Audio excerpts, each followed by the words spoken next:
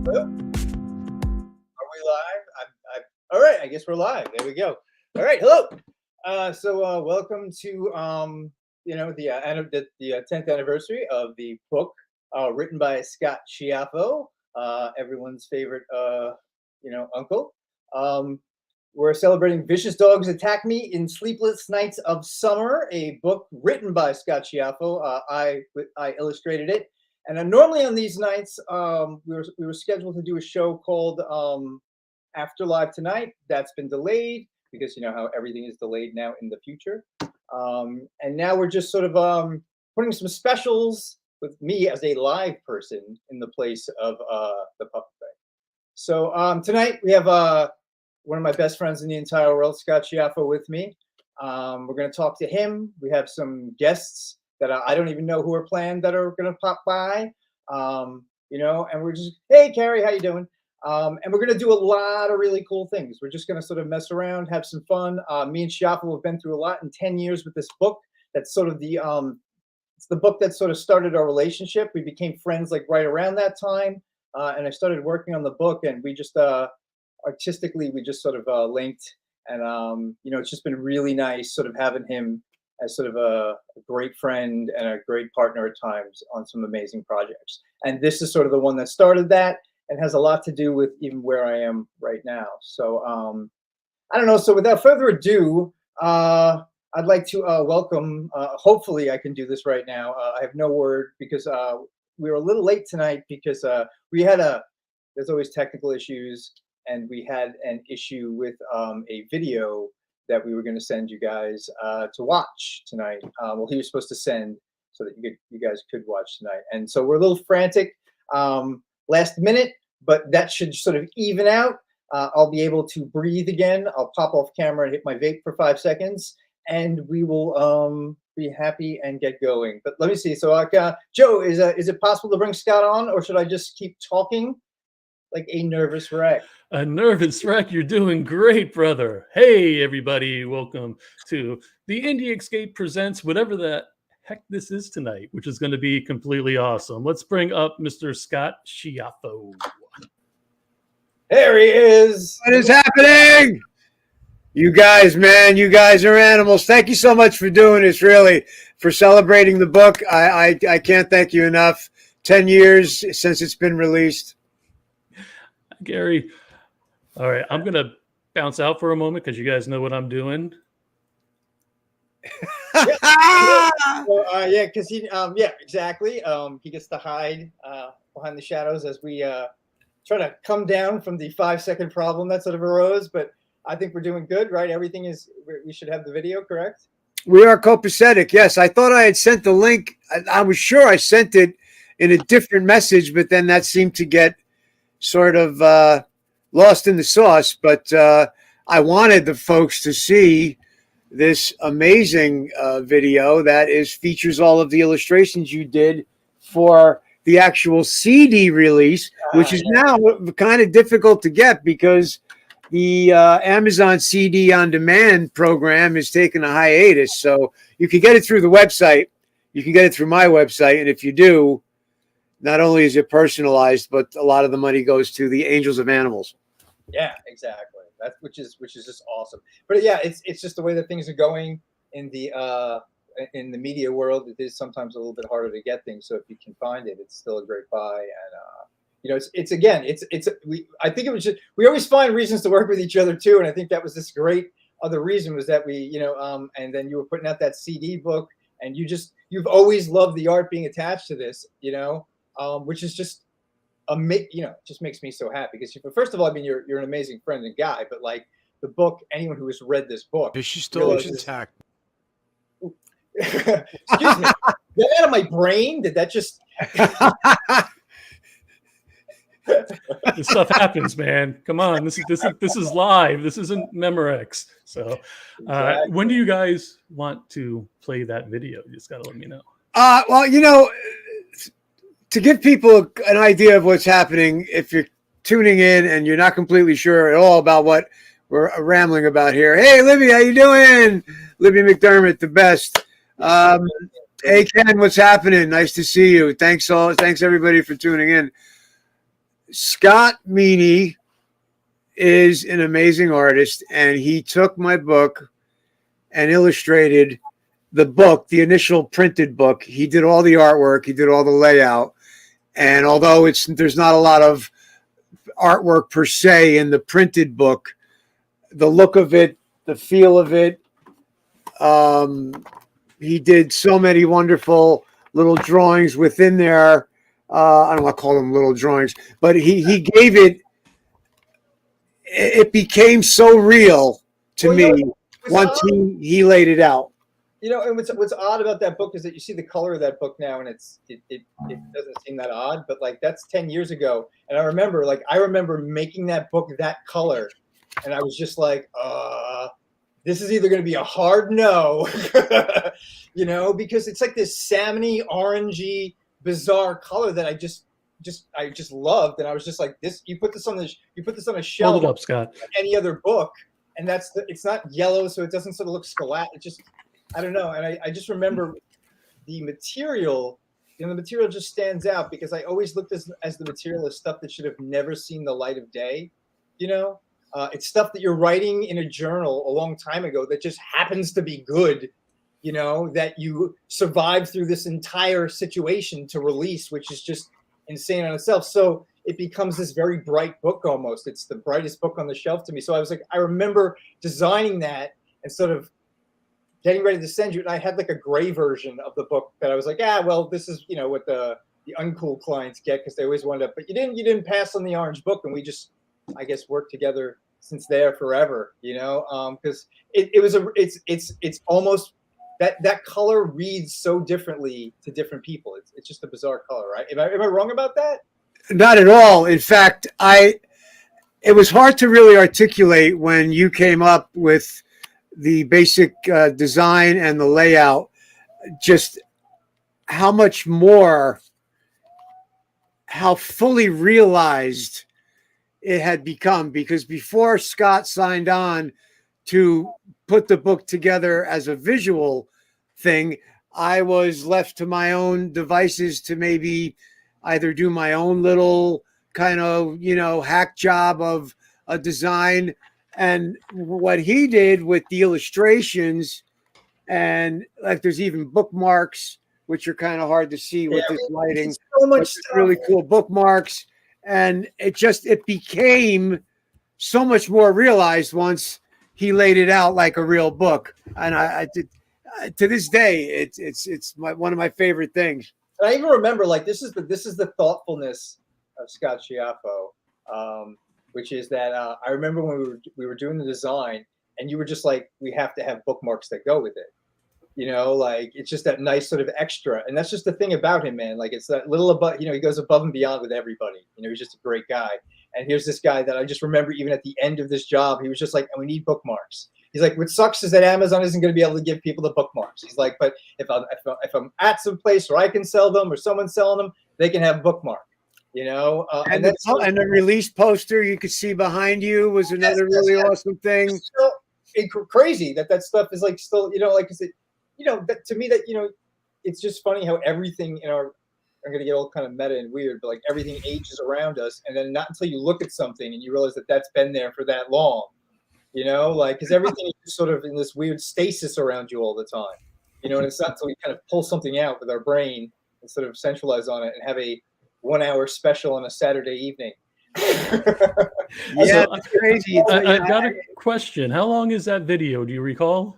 It's about 2 minutes, no more than 2 minutes, right? Yeah, it's got to be well under 5, so it's between 2 and 3 minutes, maybe the most. All right, you guys want to play that now? Yeah. If we do, I want to make sure we explain what's happening. Do you want me to? Well, then maybe we'll wait a little bit. We're gonna have people popping on in a couple of minutes. I just want to try to stay somewhat on schedule if we could. Yeah, obviously, we're us. We always go over. So yeah, no, we'll be good. And I'll tell you this right now: we'll get our shit together because I planned this sloppy. That's on me. No, and we're having a good time anyway, so it doesn't really matter, you know. So give us like 5 minutes. I mean, please hang out. But I'm just saying, like, you know, if I can stop talking about having, whatever. So anyway, as I was saying, the video that we're going to watch Um, no, so what were we saying just before? I want to put a button on the, what was the last part of the conversation we were talking about? Well, I've been just gushing about how the book, it became a realized thing after you did the design and the layout. Before that, it was well, we gave it, pages, you know. Well, it wasn't just me. I mean, it was both of our energies, and we gave it life, which is just what you do to any project. And when it's good and you give it life, it just becomes something, I think, bigger than life. And that's what we did. And then, segue, we made a video later on because I'd done some artwork for your CD audio release. Right. Vicious Dogs Attack Me in Sleepless Nights of Summer, which we pleasantly call VDAMISNOS because we don't want to say that all the time.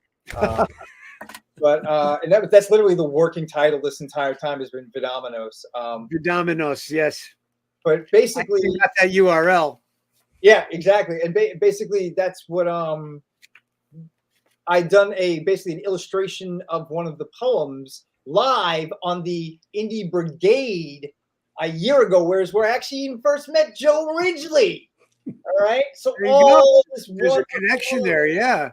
It all comes full circle. But yeah, so I done a live draw where I drew the last panel of the comic strip, which is in the CD jacket, live on the Indie Brigade.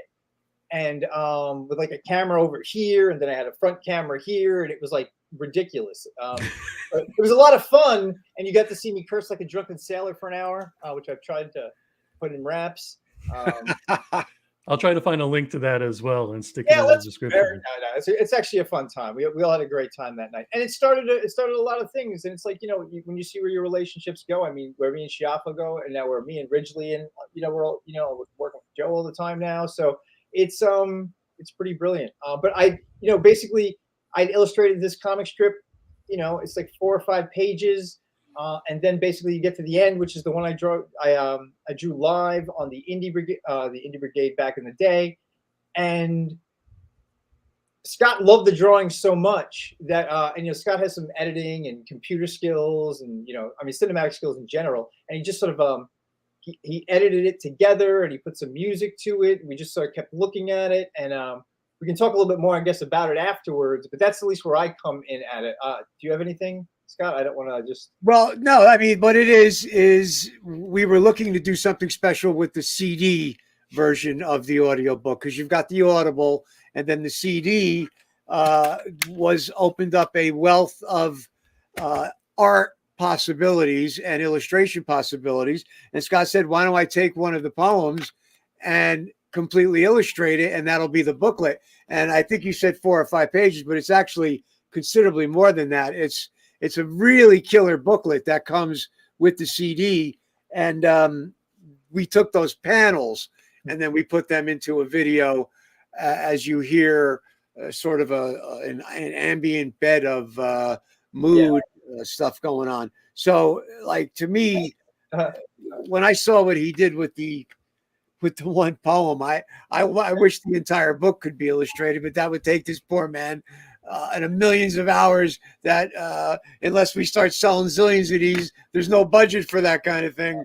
Well, no. And we were going to do a graphic novel, but we both wound up with projects, and this is stuff that'll all be revisited. I mean, projects just go on hold for a little bit. So we will eventually do something like that again, definitely, Well, one of my favorite things in the entire world is working with this guy. You know what I'm saying? So, I mean, any chance I get, he just popped up in the film I made. And contributed and wrote music to it with me. There's a lot of really cool stuff. But the one thing I will say before anybody watches this video is that I don't want to say it's going to feel, it's not a downer, all right? But it's very moody, and, it's not about sadness. I just want everybody to even realize about the book. And this is, I guess, is the finer point that goes on top of the book is it's a lot of poems that if you read them in certain mindsets, they would be considered sad, But when you put them in the perspective of the person who's actually saying them, they're beautiful and they're not sad. They're poems of hope because he's been through so much. Do you know what I'm saying? And like I said, this is a book that shouldn't have seen the light of day. It's a book that found its way, through his struggle. It's everybody has that journal or that thing that they take that stress out, or they just say that this is how I feel. some people it's in a video game, some people it's on the internet. Scott was like a lot of people back in the day, we had journals, or we would just, especially artists, you're just trying to get that shit out. And especially as someone that spends a lot of time in art communities, is that like a lot of those people don't even survive past 25, So you have a book right now, he's in Clerks, which is a huge movie. All right. Let's just put even that on this, and this is a story of how that guy who was in that movie felt, and this fucker survived. Yeah. I mean, sure. It really is a lot more than the one thing I used to say when the book was first released and I was talking about it and doing some promotion was I could not speak on the merits of the poetry per se, the short stories. There's a lot of liberty there, but there's not a lot, if any, fiction in there. That was really my life during those years. And it was very dark. And the fact that it's been perceived in more of a recovery kind of way has been the most shocking thing about, probably one of the most shocking things about the release of the book, is that a lot of people have found a recovery message, and there's no real recovery message in the book. The book does not praise the alcohol and drug lifestyle, and the book does not condemn the alcohol and drug lifestyle. It's basically just my journey during that period. But I think because the powers that be allowed me to survive and be sober now many, many years, although I'm no angel, but I am sober. I think that's where the recovery element comes in. Yeah. And that's the thing, is that like I said, so this is going to, this is just something that, when you see this piece, it probably will move you a little bit at least. And I think that I just hope that the movement doesn't bring anybody to a place of sadness, because in the end, it really is the people, the person who made this is alive and he's able to actually share this with you, which is sometimes the beauty in the piece itself. And then, you got his prose and all that other stuff on top of that. So, but and then we can talk about the voiceover thing afterwards if you want, how we spoke. That was the hardest thing in the world. But yeah. Well, if I may, I've got a few people that would like to say hi. Oh, all right, yeah. All right. Some like wannabe guys. I don't know. There's this cat. Hey! And this cat. Oh my God! Oh my God, guys! What's up, guys? Guys, it's the Wandering Wannabes. Oh my gosh! Yes, the reunion finally happened. We're gonna go on tour. We're gonna announce it right now. We're gonna go on tour this summer. We're gonna play every Wendy's drive-through in the Northeast. Hey, I'm in. You told us? I wasn't told us. You told that? You didn't tell me. You didn't tell me. You didn't tell me? What do you mean? What? Got to get a new manager. Wow. Hey, guys, thank you so much for showing up and saying hello and being here. Wow. Absolutely. Definitely awesome. So how you guys doing? Nothing. It's Saturday night and we're all on the fucking computer. Yeah. It's true. It's very true. Very sad state of affairs. We're all in the entertainment business and none of us has a gig tonight. How Exactly. Wait, what are you saying? This isn't a gig? Come on. You're gonna blow my local spot here. Come on. The ladies are watching. Listen, I'm one of the few people in this Hollywood Squares setup that has actually had his picture done by Scott Meany himself. Great. So thank you so much for nice. putting my likeness to ink and paper or Very charcoal and whatever. So it's good to be back on and good to see you, Scott. You're looking good. Thank you, Sir. Good to see you, Brian. Thank you. And David, No, great to see you at Allen. I was talking to the other Scott. I know. And you can figure out which Scott it is. All right, I don't know. Yeah, we'll just we'll let the comedy ensue. You're with the wrong crowd. Yeah. Right.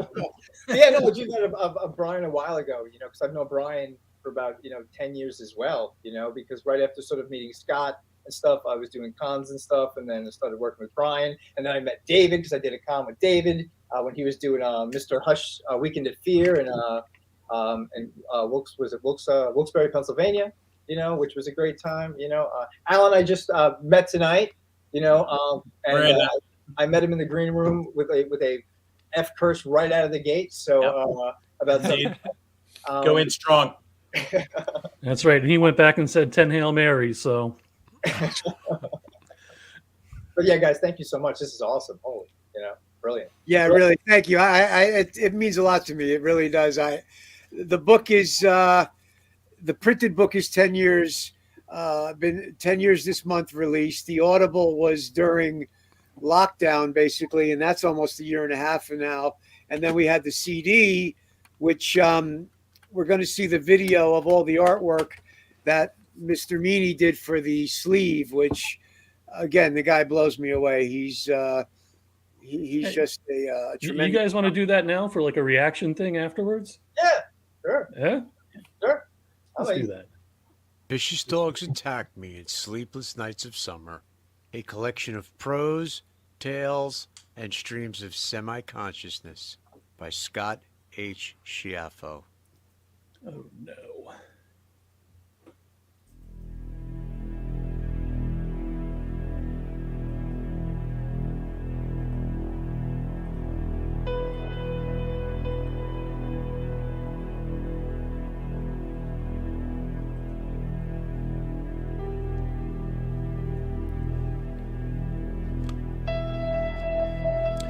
Something tells me that StreamYard isn't being kind to me tonight.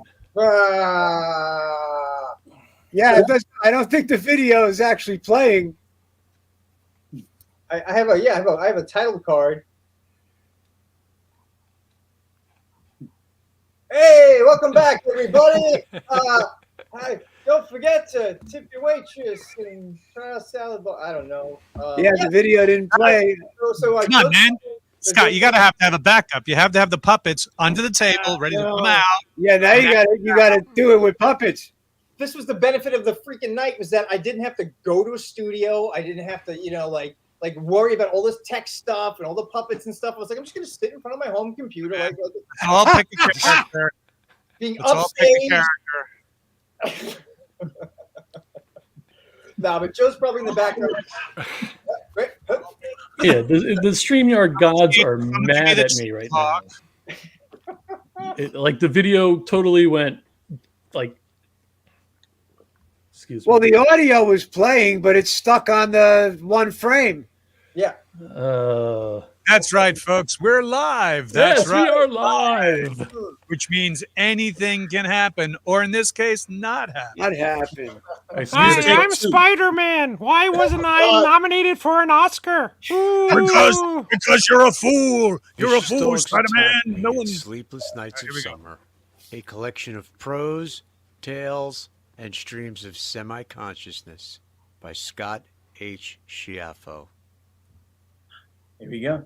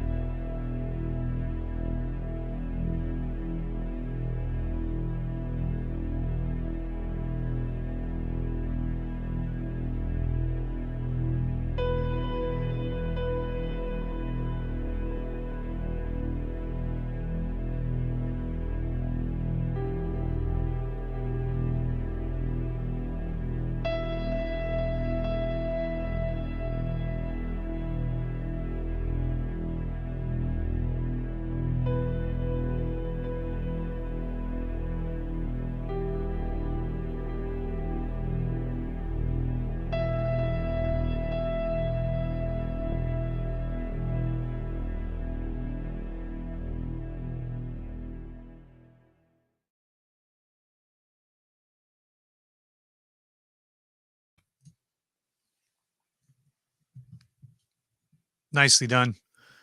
I remember the first time I saw this was Scott. I had you on my Ohio Ranch show a couple of months back, and we talked about your book, of course.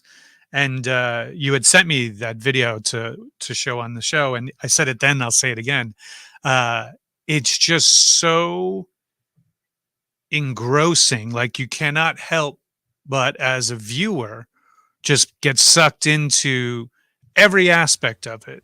Not only the prose of it all, the poetry of it all, but the visuals, the hidden meanings in certain things, the certain kind of, or Easter eggs, I guess you could call them, these nuggets that are just so good. And Scott, Meany, your style of art is just so well done, and it's not your typical, usual kind of ink and pen work and stuff like that. And so I've always loved that piece. And yes, if you had the budget to make the whole thing animated, it would be a killer piece.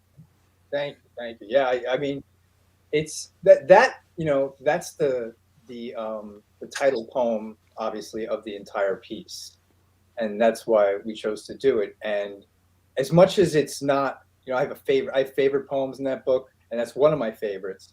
But that's the one in my head that just resonates because it's the linchpin of the entire book.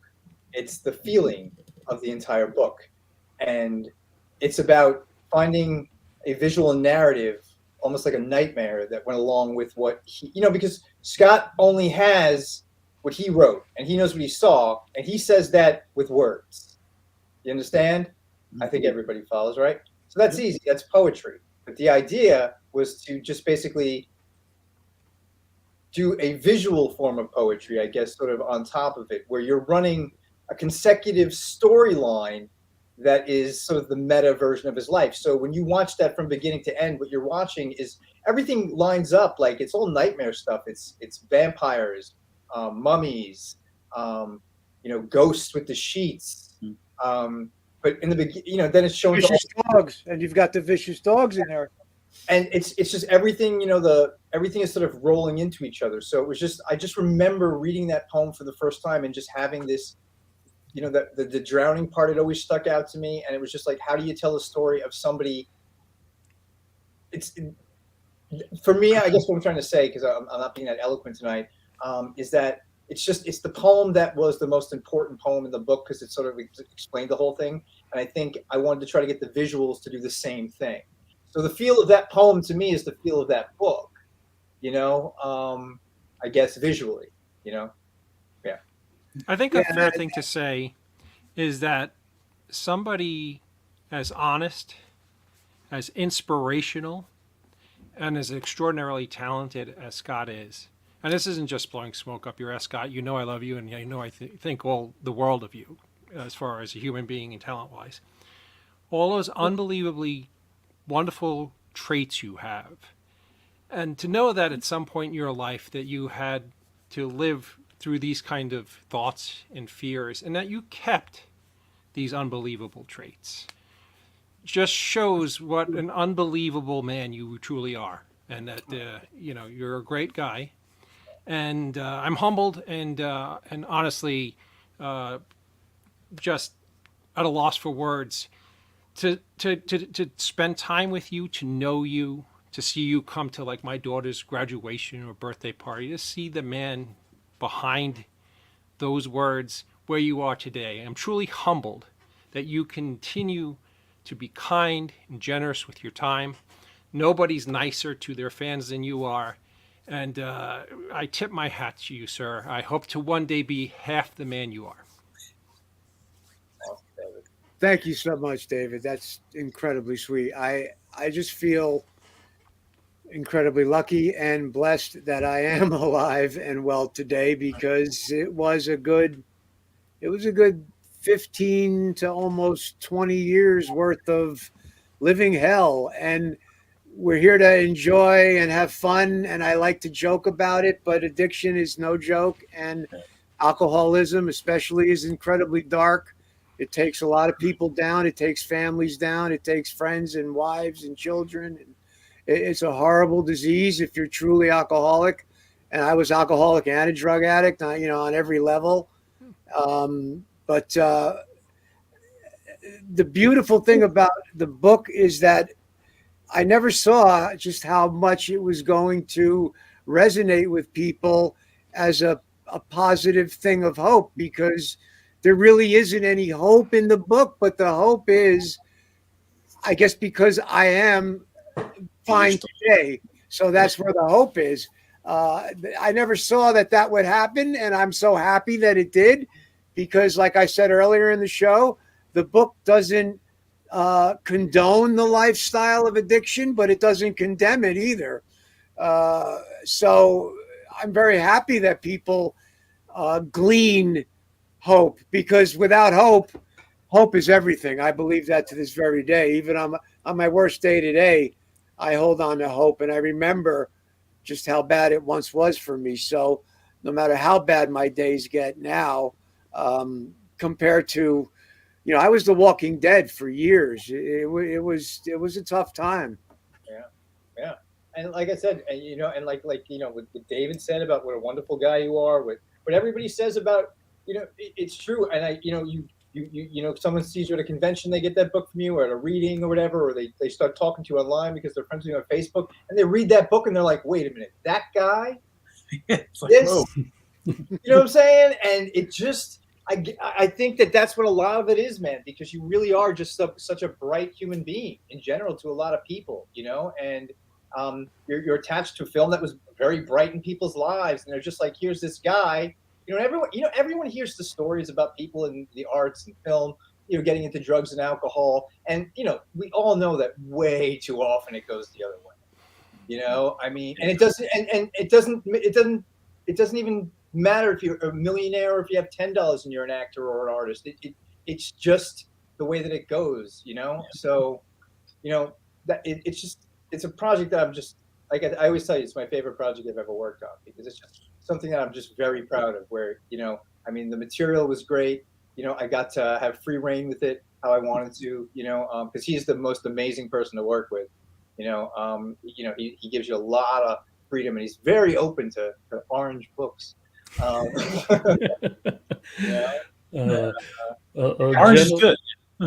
Orange is good. I'm on a bit of a tight schedule. I do apologize. We should have done this at 9 o'clock and made it a 3-hour show. It would have been probably a little better planning. This is nice. Whatever time we give it, I appreciate it. And I really appreciate you, Brian, David, Alan. Thank you so much for coming on. You guys are the best. Brian, I've shared a lot of my personal life with Brian on the road. We spent a lot of time on the road together. And he's one of the most understanding and sweetest dudes ever. No matter how fun, he loves to break balls, and he's a sharp cat, but he's got a giant heart. And he's always made me feel so good about what my past was, because occasionally it does haunt me. We were out to dinner not long ago at a place where, remember, Brian, we were out with the food, we were there preparing it all, and we had a hibachi. And I had never, my life for 15, 20 years was the Lower East Side. It was crack houses. It was bars. It was dark. It really was. I mean, there was a lot of good in it. There was a lot of good in it too. Right. You did say when the hibachi chef made that onion volcano, hey, that reminded me of when I had an onion that I cooked over a volcano. On that note, listen, man, you got this collection all together, your book, the animation, everything. Scott, you still haven't done this, and I think this is what you should do with all this absolute work in this book. You need to make yourself a one-man show, play 2 halves, and talk about it in front of audiences, and really feed everything about you. To get on the stage, do live performances, interact with audiences, and tell this story as a play. I would say take the time, put it down. You've done theater, you've done acting, you know what it is. You already have the major outline of what the piece could be. Totally do this. I'd help you any way I could. Well, Me thank too. you, Brian. That means the world to me. It really does. You guys are so supportive, and I'm just blessed to have the life I have today, and I never forget that ever. And of course, my lovely partner in life, Carrie Werner, she's a huge part of how I got through a lot of the dark times. I don't know if I would have gotten through nearly as unscathed without her. And I want to make sure that I say that too. And, you know, the book is, it really, it put it all in perspective. And now it also serves another greater good, because when you get it through the website, through my website, hey, sweetheart, a good chunk of that goes to the Angels of Animals. When you get it through Amazon, it goes to Amazon. That's fine too. But if you get it through the website, Angels of Animals get a good chunk of the money. And so it's all been good. It's all been blessings. And I got nothing better to say other than I'm an extremely fortunate man. Another point that shows what an amazing character you have, Scott. Thank you, sir. All right, guys, I have to make some room in the green room. So, Brian, stay here for a moment, please. David and Alan, I am going to drop you gentlemen down. Thank you very much for joining us this Absolutely. evening. One thing, next Sunday, join Scott and I and a whole array of superstars for the Lost Vincent Price Part 2. Ooh, look at that. All right, we'll see you later. Right on. Thank you, David. Take care, guys. Peace. Thank you. Thank you. Thank you. All right, guys, sorry. Trying to keep a schedule. Holy crap. So, but wait, there's more. I'm going to drop these people on you right now, and I'll let them both kind of speak for themselves. Hey, oh my God. Holy Oh my gosh. what's up, guys? Oh my God. Speaking of pain meds, hey, Yeah, right. Oh yeah, Yeah. you just had your thing. Are you okay? I can't. Oh my gosh. Yeah, all- I'm okay. I still feel like I have anesthesia kind of going through me though. I don't really like taking pain medication, even though I've got like them right here. Oh, I should send that my way. Yeah, I'll take them off your hand. About 5 o'clock I took a quarter of a Norco. That's about it, or the generic brand of the Norco. So That's Norco. Yeah, no, one of my all-time faves. Mhm. So if but no, I fly into LA, I can take advantage of you right now. Then is that what you're telling me? yes, absolutely. Yes, absolutely. He's always thinking like Darius. No, but happy anniversary. And by the way, it's like, you sent me this. Next time we go to a convention together, I need you to sign it because you never signed it for me. Like, why the hell did you not sign it for me? But I love you guys so much, and I feel like it's I don't want to say gauche for me to sign it for you. I'd be more than happy to, but interesting too. Once upon a time, there might have been an audio version where there were guest speakers, guest readers, and everybody was going to do that. Audible had other plans over the pandemic. They strongly suggested that should be a separate novelty release and that the author should read. But wow, it's so nice to see you guys, man. Thank you so much for coming on this. I can't tell you how much it means to me, really. of course. Hey Scott, I'm just gonna knock you down a few fucking pegs here, okay? So just okay, I'm gonna tell you, you kept rambling on about this fucking hope thing. I hope you get the fuck out of that basement as one of these days. That's what I'm hoping. All right. I'm getting. O'Halloran won't say it, but I'll say it to you. You know. This is my haven. This is my musical haven. I've got everything I need here. Yeah, I know your balls are probably tied to that seat. I feel bad for fucking Carrie. I mean, she, you keep paying her every month to take care of you. Jesus Christ. She is my nurse. She's my nurse. My God. Oh. Fuck. No, but you know what though? It's like I want to go back to something that you said, because it's like people see it as a sobriety for themselves and stuff like that, and that's because it's your truth. So, and they see that you're still around and who you are. And look, honestly, it's like, it's hard for me to see or picture that you were ever this person. So that's why. Crazy? It really is though, right? Like, 'cause how do you see this guy doing that shit?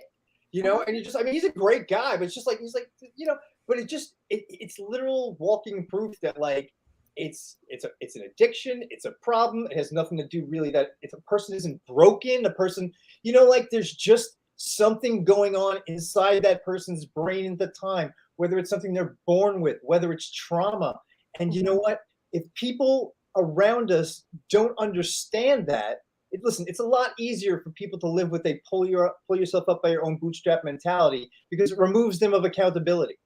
You know, but I don't know if anyone else has realized what's going on, but the moment we literally took our eye off the fucking ball, like shit went to pot. You know what I'm saying?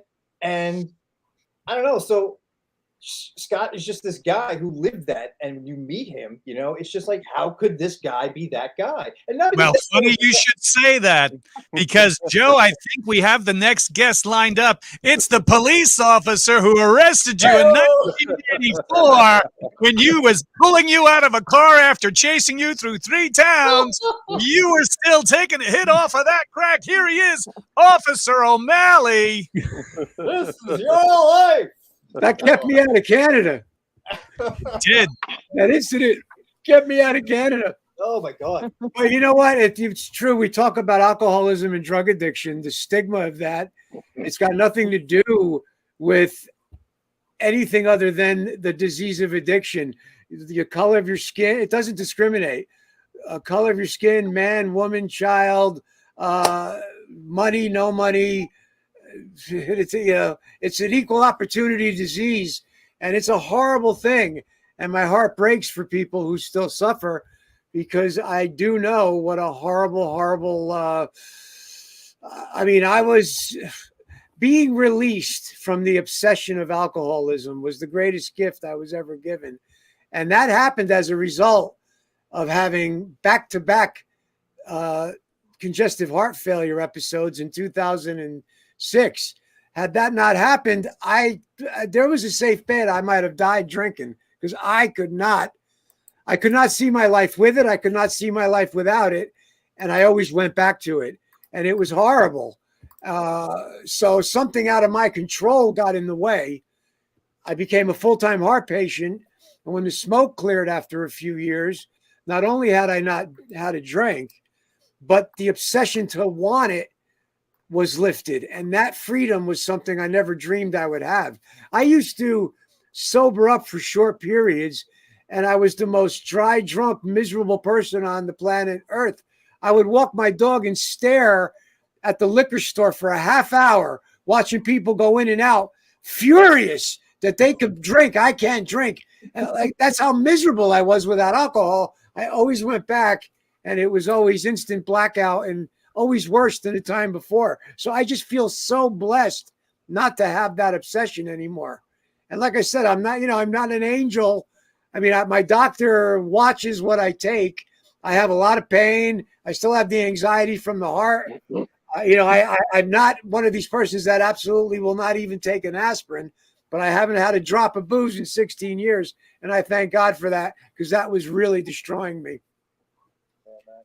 Hey, Scotty, let me ask you something, if you don't mind answering. If you were approached about doing, let's just say a role based on what you went through, and you really had it, and really get into the character, is that something you think you could handle personally? I mean, with all those demons that are, still. Probably you would have to admit they're probably still way down in your soul somewhere. I mean, what you've done is amazing, but do you think, as from an actor's perspective, is that something that you think you could accomplish or do, or would even want to tackle, or not even go down that route? And only with the benefit to maybe help, like your book did, is to help other people to show, You know what I'm trying to get at, Scotty? Yes, I do. And I think that I would definitely embrace that. And I believe I bring a lot of the, what do you want to call it, pathos of a lot of the suffering from those years. and the older I get, the easier it is somehow. I mean, I'm I'm overly sentimental now. I mean, I literally cry at the news. It's crazy, but I don't think I would have a problem going back to that because have been blessed with being so free from the real compulsion to drink. And again, there are other things in my life that satiate the need, that little, the part in us that wants to have a little fun with whatever. And I'm going to be a little mysterious about that because the details of that aren't that important. But I don't think I would have any reservation about doing that at all, really. But although I feel like so many people have done it so well, when Leaving Las Vegas came out, my phone was ringing off the hook because I was suffering pretty bad at that point. I mean, I was binging every other couple of weekends. Like I literally would be on a lost weekend every couple of weekends. When the movie Leaving Las Vegas came out with Nick Cage, a bunch of people who I hadn't seen in years, my phone was ringing because they thought of me. They're like, "Hey, are you still okay? Or what's going on with you?" And that's just a testament to how bad it was at one point. I mean, right. In fact, quick Clerks related thing.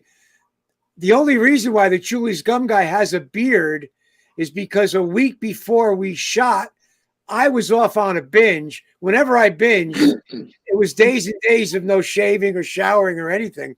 So I always ended up with a beard after a binge. So I showed up at a rehearsal before the shoot with a full beard. I auditioned clean shaven. And Kevin said, "No, leave it. You look a little older and you're supposed to look a little bit older than the rest of the folks. And you look a little more angry with it." But that's how the gum guy ended up with a beard. Had I not binged, I would have showed up clean shaven like I did for the audition. Right. If I could echo what Brian said earlier, I am totally behind what he said about you doing a one-man show. Totally. And I would gladly host that show for you. Wow, you guys are too much, man. I mean, anytime you want to do that, Scotty, because you just said to me and to the panel here of your friends that maybe you not doing a role or playing that may not have an effect on certain people. But I have to say you're wrong about that, because what it's going to do is you have a legion of fans for over 25 years now of Clerks fans. And if you were actually to do that one-man show for those type of people, because let's be honest, those are the ones that are going to come and see you first. I would love to see other people come besides them, but there may be one, and that's all it takes. It only takes one brother to touch. So that's something you should really consider, and I'm glad Brian brought that point up, because that's something that you should consider. Learn it. Yes.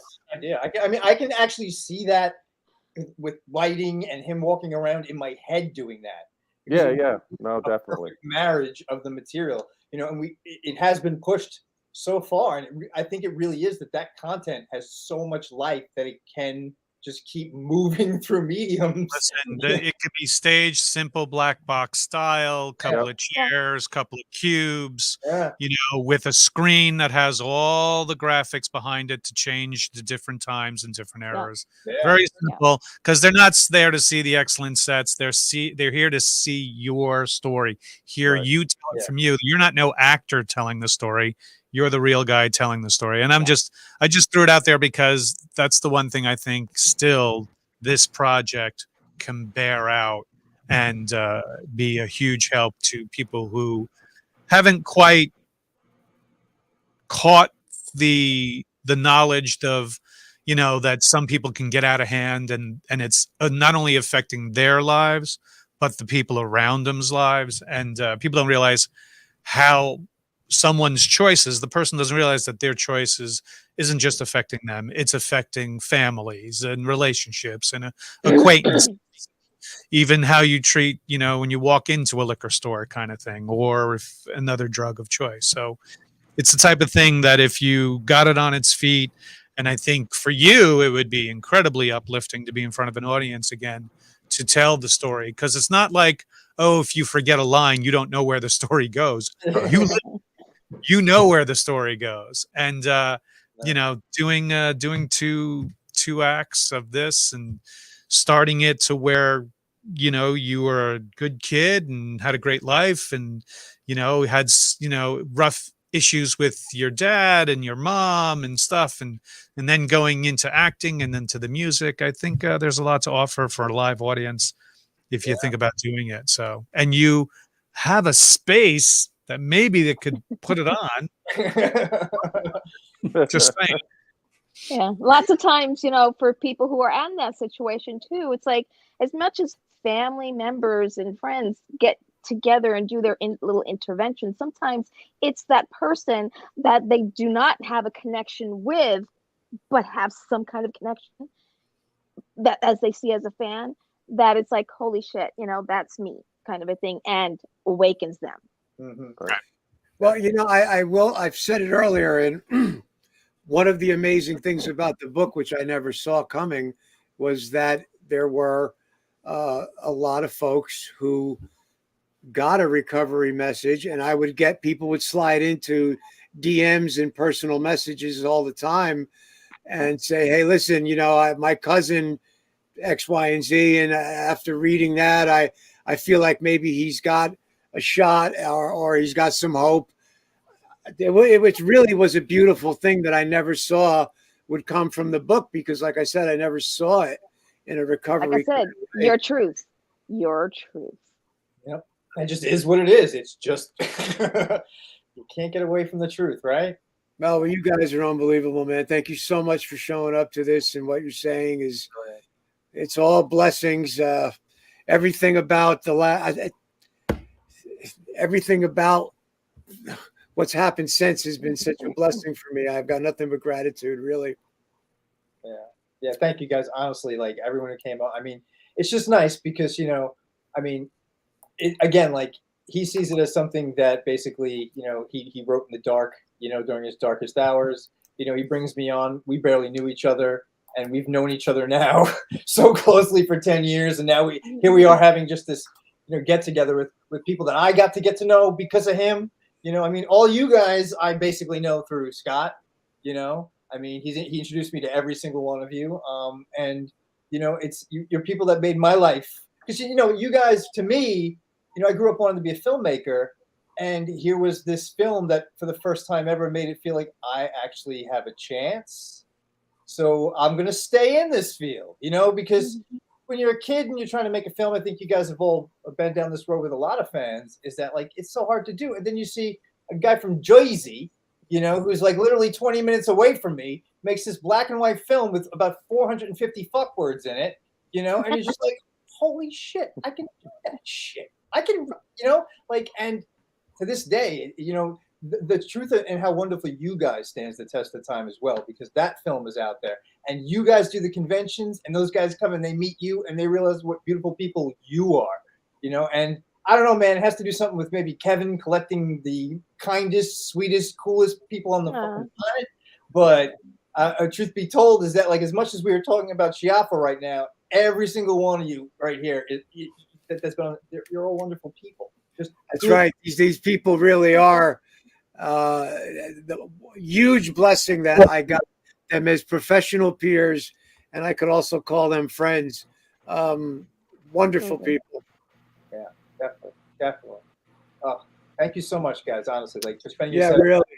I mean, it means the world to me, and I know it definitely means the world. You know, it's just brilliant. Thank you so much. And I appreciate all three of you coming on. Very, very grateful. Ernie, any last words? I don't want to. I think I don't want to beat Scotty up too much. It's his night. All right, we really appreciate it. With what's going on with you? Anything you want to share? You got tons of stuff going on, I'm sure. Shoot it. Yeah, I mean, listen. Me and Kevin got a little secret thing that we're working on. That's once I can let the cat out of the bag, you guys will be very happy about it. It's going to be pretty big. if we can pull it off, and I hope we can. And we're hoping to do that this summer. So that means Ernie's going to come back on the India Escape and let us know. yeah. And other than that, I mean, as far as project-wise, things are going really well. I got a lot of stuff happening that is moving forward. I landed on the acting side. I landed 2 producing jobs and 2 starring roles and 2 a feature and a short. So congratulations! Yeah, so it's things like that are working out well. I mean, it's a lot of work, as you guys know, and when it finally comes your way, it's good. And I like to try to bring a lot of you guys in. Especially I brought Scott and Brian in. I mean, I wish Marilynn was on the East Coast, because obviously I put her to work. Bring me over, damn it! What am I would be embarrassed. What am I going to bring over a horse and buggy from California? We have those low budgets. You know how that works. What? You just you put him there. Listen, you put her in one of the bags that Jay Muse brings. He's always over in Jersey. Yeah, that's true, Brian. He gets 2 free bags. He only uses 1. There you go. I know, that is true, man. That's gotta start green screening people in from everywhere. Yeah, I know. We got to come up with some way. But, I wanted to thank you for having me involved in On Our Own. Oh yeah, that's we got picked up. Yep. Yeah, a lot of fun. We got distribution for that.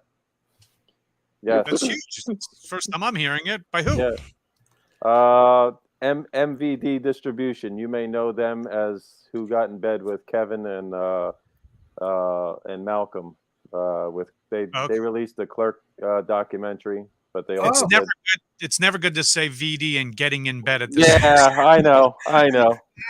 But yeah, he approached me about it at the Smod Castle when he was down, and he took on that, and he took my short also. So sweet. So yeah.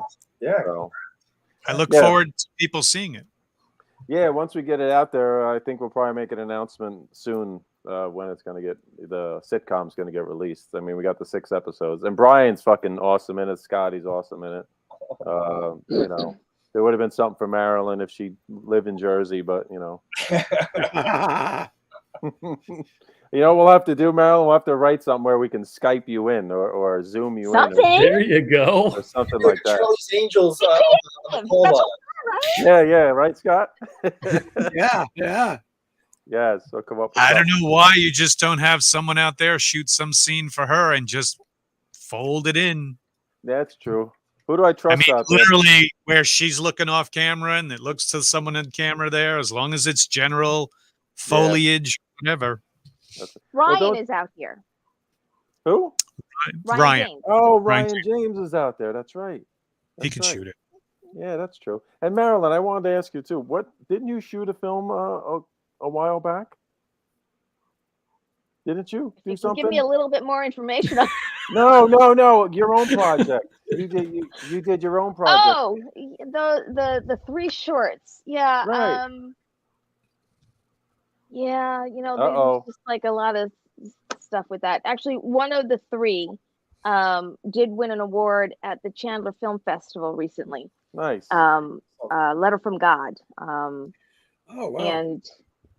But the other 2, we ran out of money. We just ran out of money. To and so getting things in post and all that kind of stuff. Somebody was working on the one that I directed, as far as editing it, and then I went to Jersey, and then since I got back from Jersey, health issues galore. So I've been kind of concentrating on getting healthy. Yeah. So shit happens, and money. Yes. The almighty dollar. Yeah. Yeah. It sucks. Was the surgery yesterday? Uh-huh. Wow. Yeah. Thank you so much for coming on. Here. Just a test. What am I doing? I'm laying on the couch, I emailed her last night. I'm like, are you sure you're going to be able to make it? Yeah, I mean, one minute you see a post with an IV drip. Yeah, I know. Well, that's true. I literally saw it this morning when I woke up, and it's just, it's like I'm glad Well, you did better. For those in the audience who don't know, what did you have done, Marilynn? Oh, so I had a torn meniscus repair yesterday. I went in I was there at like 8:30. I think they took me in at about 11:30 or noon, which was late because it was supposed to be at 11. And I got discharged at about 2:30 yesterday. I got home. Same day. Yeah. So you're on the injured reserve list for about 6 weeks. You'll be back to playing and in the game in about 8 to 9 after some rehab. Yeah. Well, the Ready thing that for next Olympics. the funny thing is that a lot of people don't know, Brian, but a lot of people don't know. It's like I actually had a torn meniscus when I went to shoot Clerks 3. I had gotten a cortisone shot before I left. And Just I like was like, football players. "Ooh, okay, it feels good. It's not bothering me or anything like that." But after we shot and I was at my sister's house, I just turned just the slightest little bit and the knee popped and it was excruciating pain. And so it's been a thing ever since. And I was supposed to get the MRI before I left for Jersey, and that never happened. I got the MRI in late September. So Marilynn, to tell me that I'm not gonna give anything away about Clerks 3, but I'm gonna ask you, and you can say yes or no. Did the cortisone shot enhance the scene with Mr. O'Halloran? I'm not gonna give details of what's going on, but I think you know what I'm talking about. Did it enhance the scene? And let me just say that it was because of that scene that I was like, I need to get that cortisone shot. Oh, wow. Okay. Oh shit. There's some Oh my god. You heard it here first. Oh, sorry. Like that whole story is like swirling around in my head now because I know very little. So yeah, that's an inside joke. I'm sorry, everybody. It's an inside joke. Damn it, Ernie. Yes. All right, Scott, though, I got to ask you something because it's like just, before, about an hour before it was getting on to this, because when I got home from the hospital and my first time that I went to pee, I was like, holy shit, am I smelling anesthesia coming out of me? Does that mean, is that something that happens, with drug addicts? I mean, I don't know. I mean, you could certainly, you could sweat out certain things and smell them. I don't know about anesthesia as much. Anything's possible. That gets absorbed through the kidneys pretty much similarly like alcohol, but it could very well be. The afternoon and evening, it's like before I was not Listen, smelling it anymore. The best way to get rid of that is just eat some asparagus. There you go. Very true. There's another way. I didn't have any. Totally change the smell. Nice. Oh god. Wow. Okay then. I'm gonna try to gain control of this again. No. Come on, Joe. Stop fucking around. Right. So I'm gonna try to stay on the schedule again, which I've blown that all throughout the night. So we're gonna have to. Job, though, man. You're doing a great job. Well, thank you. Isn't this supposed to be your gig? Yeah, dude. Hey, as long as it's entertaining and people are enjoying themselves, we're good. And this is great. I'm enjoying it. I love it, and thank you guys all for being here. But like, I had this idea a week ago because I'm trying to replace the, make up some time and stuff. And it was just really going to be me and Schiaffo just sort of like, like stroking each other's egos for 2 hours, So, now that you guys are here, this is brilliant. It is. I had to throw a monkey wrench into it. I did not expect this. This is.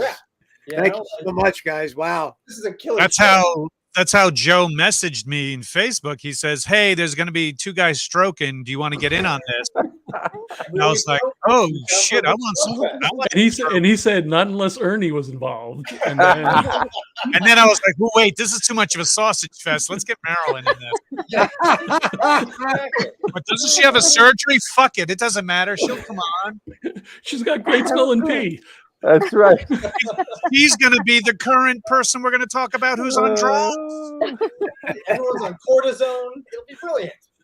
Hey, I just want to know, Scott, when am I getting my check for this fucking gig? I'll get it right. He needs the money to fly Marilynn to Jersey. That's right, baby. Yeah. See, that's what we got to do. We got to do the one-man show that raises money for the Smod Castle, so he gets a check that he can eventually pay for Marilynn to come out. There you go.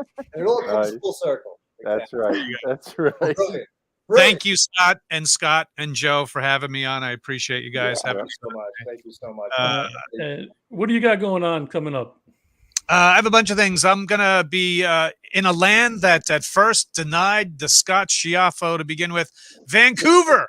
I'll be at Vancouver in not this weekend. Obviously, we're in the middle of it. Next weekend, they have some Canadian holiday. So the con actually is Saturday through Monday. It's going to be weird, but yes, through Monday.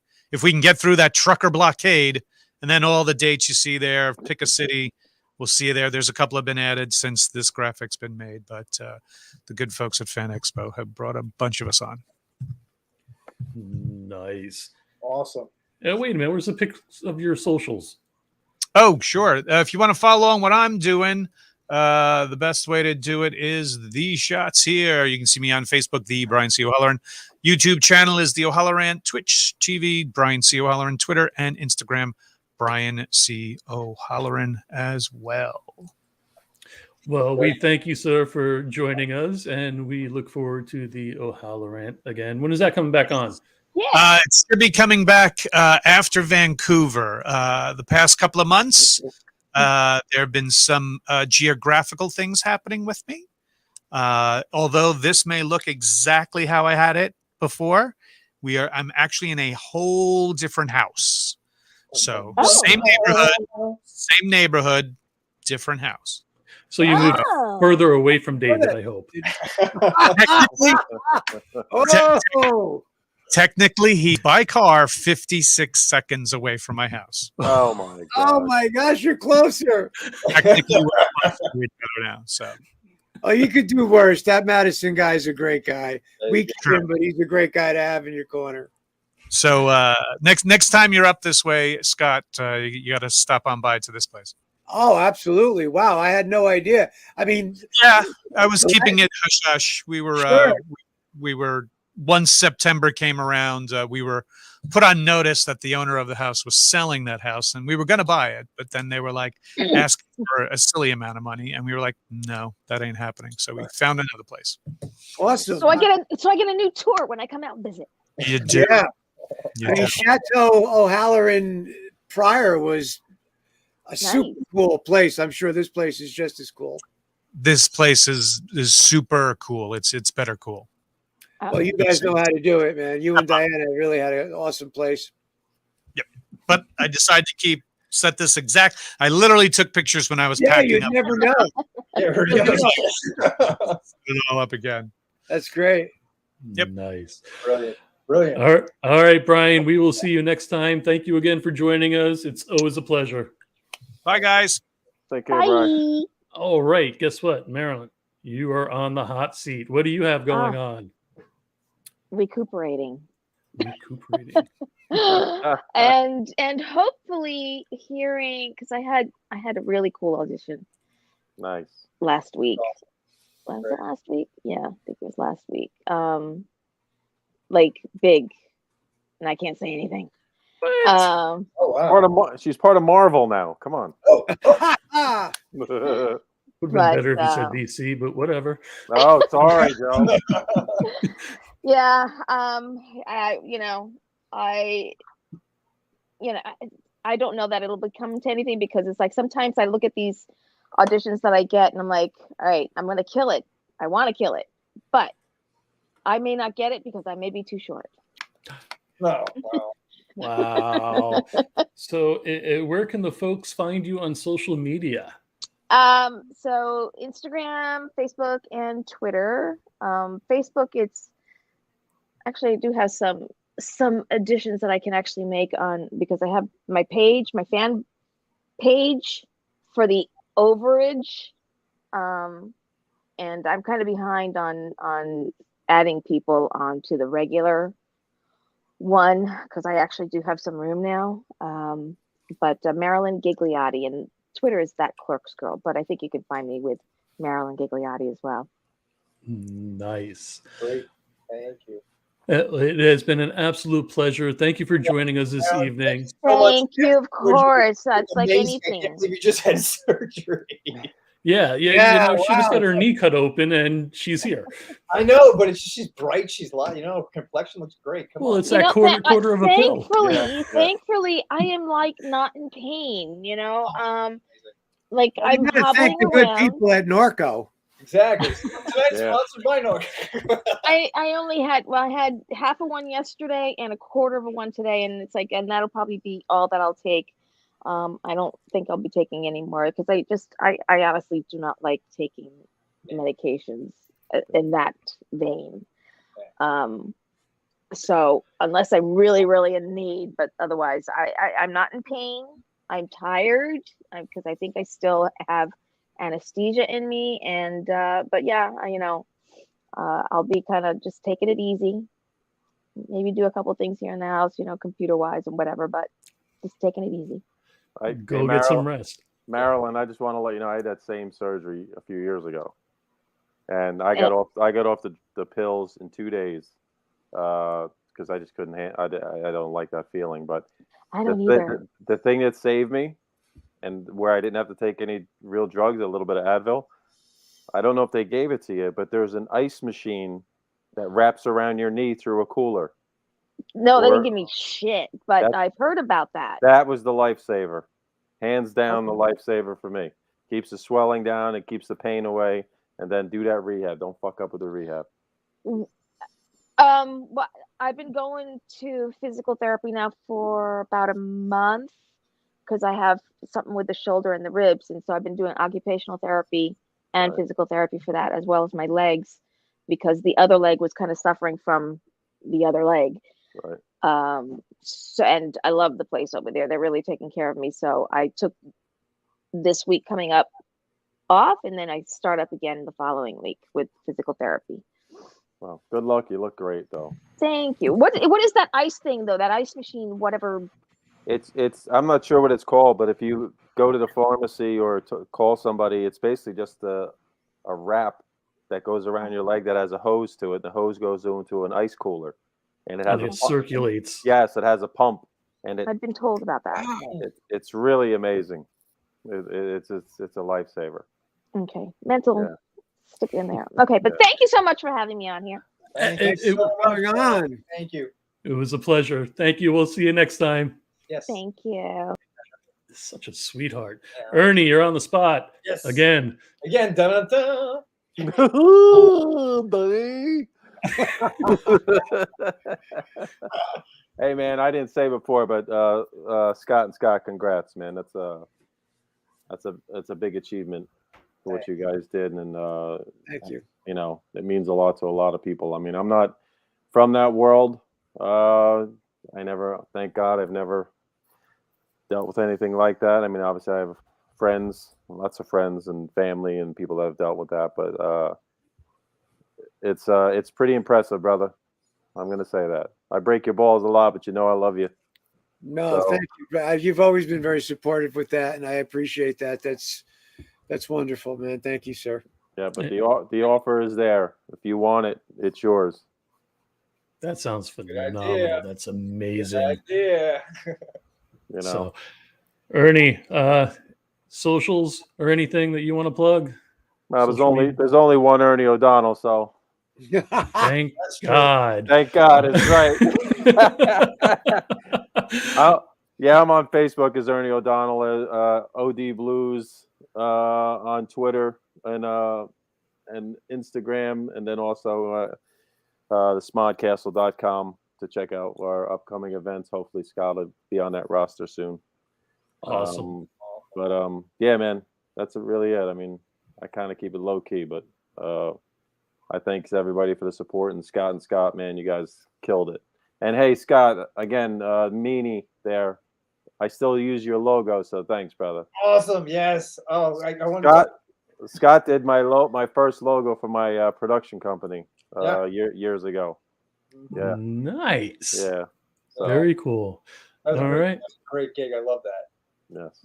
Well, Ernie, thank you for joining us, brother. I really do appreciate it. I know it was short notice.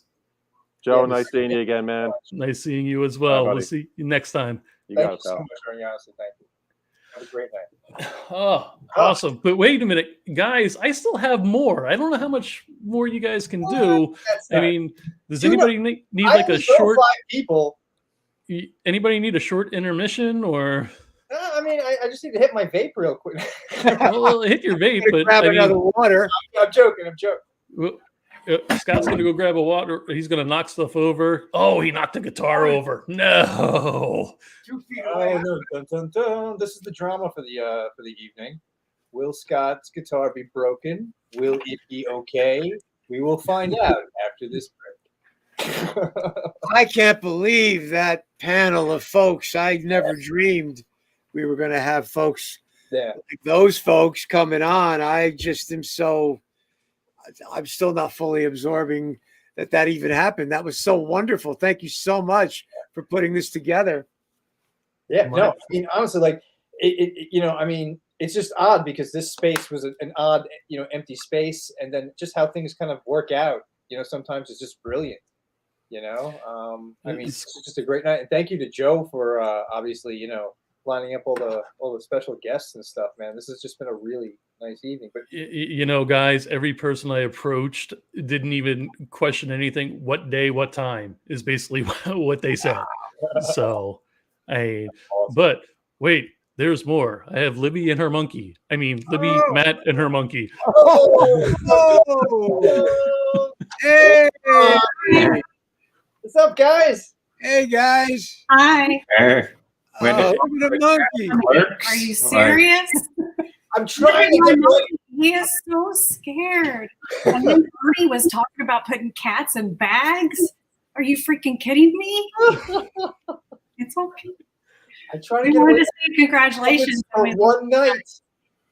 I almost had one night without puppets, and then Libby shows up. What puppet? What? This is my monkey. Exactly. Did you not hear that to begin with? A real deal. You ask anybody in my family. This is Oh, look at that. How cool is that? That's awesome. everybody has a You monkey guys. on their back, right? Of course. I guess that's like a whole other meaning to monkey on your back. Mhm. Am I going to start singing George Michael's? Never mind. He loves Uncle Scott. Oh, Well, we got David chiming in. whoa! Do you spank the monkey? David. I don't know, David, but there was a cat on her lap earlier. Zing! Yeah, until Ernie's talking about putting cats in bags. Well, I'm not going to put that up there, Gabe. Yeah, I am, Gabe. That what? Technically speaking, anyone is a Muppet. Oh, wait, hold on. Get the close up. There's a whole lot of signage going on there. What does it say, Lib? Stay awesome. Nice. Yeah. Well, we do have the CD. I have the CD signed by both Scotts, but I can't find it at the moment. But It's because my I bad have so luck. much shit everywhere. It's like Hoarderville. It's that one table with the bad leg. It's keeping the table. It's keeping it level. Exactly. So funny. Oh, that's It's funny though, like you do a book like this. It's not like we thought this book was ever going to be trash. You know what I'm saying? But you don't expect something to have the life that it has. Now it has all these people that have sort of found hope in it. It has a CD, a short little film. Now it has this 10-year special. Some projects just have life. And again, Matt and Libby are because of Schiaffo in my life. It all connects. Because many, many moons ago, that I like to call 2000, and I smoked too much weed back then. I drove. What was that? Before COVID. Exactly. Yes, many moons ago, before the Great Plague hit us upon the lands, I drove once to the land of Pennsylvania to Schiaffo. And it was 4 hours because I had to go get him first. So it was about a 4-hour drive. I was going to see the premiere of their film, Darkness Waits, directed by Libby, shot by Matt, edited by Matt. They did 1,000 other things. I gotta get better light on that poster. It's right there. I swear Yeah. to you, it is. I got to get better light. Sorry. It's the new house. It's all right. At least you still have it displayed. Yeah. Absolutely. It's never coming down. But yeah, so that's where I met them, and you know, it was a great evening, you know, and they wound up working on me in a special that we just released on the Indie Escape Network. So it's just, again, you know, a friendship, a little orange book from 10 years ago. You know, I mean, we do not pay enough attention to the life that other things around us have, and you know, when it comes to objects, that's not a big deal, but a lot of times we do it with people, you know? And, but this is an emotional book that sort of, I think, you know, I just think resonates with everybody that reads it. And I think that Schiaffo is a human being that resonates with everybody who meets him. You know, he just has a vibration that everybody sort of wants to be around. You know, and if you've ever spent any time with Matt and Libby, they're two of they're two of the most creative, just well thought out filmmakers I've ever met in my life, you know, but they're also two of the most kindest, sort of 72 degrees calm human beings I've ever met in my entire life, you know. And again, it's the tree of Scott, right? It just those branches always go off to nice goodness. That's amazing. I didn't even think of that. That's wonderful. Those guys, you know, Libby and Matt, I love you guys, and they are very passionate about what they do. And being a part of Darkness Waits was a wonderful experience for me. Very cool role. The way you handled it, the way you worked with me was wonderful. We had a Skype session where we were able to discuss the role, which I loved. You know, it went really well. It was wonderful. Thanks, man. Yeah. And the film itself, I mean, you know, the mayor is. You know, he's a small part of a very big picture with a ton of really compelling performances. Some wonderful, wonderful actors in that film. Thank you. Yeah, We brilliant. love it. And then just even, you know, before all of COVID and everything happened, just having that experience in a packed theater, it just feels. Yeah, really. Yeah, to put a finer point on, like, we had that moment. Thank Yeah. goodness. definitely, like, this is living life, and then it shuts down. You know, that's definitely an amazing. I'm scared sometimes because I'm like, that seems like the harder I try, the more the world gets dark. Yep. Mm-hmm. Oh, I definitely feel that. You know, I mean, we just, you know, me, Matt, and Libby, and Scott, we all just pulled off shooting a film during a pandemic. You know, which I think though is the testament to just basically even the energy of everybody that was in this room tonight. They're just, I just think that people are connected to the same types of people that they are, you know, and everyone here are just a ton of people that don't give up, you know, like it's just, you know, there's the level where we can just all sort of be normal people, I guess, but there's this need to make something, to be something. And if it's drugs, alcohol, everybody has stuff that holds them back. But I know that everybody that was in these boxes tonight, you know, has really busted their ass to be able to be where they are at this point in time, not addicted to drugs, not on alcohol, not in jail. You know, like we're all a certain type of a person that gets a certain type of a place. Not to say we're all the same, but there's an energy, you know, and it's just nice. And it's nice that, you know, it's And just you guys put an amazing world, I feel like, in this book too. You know, just reading the words, you can go back and you can make your own world, you know, from the individual that you are. But, you know, definitely knowing you personally, like, you know, it's a way to transport somebody. Yeah. David. David's addicted to pudding.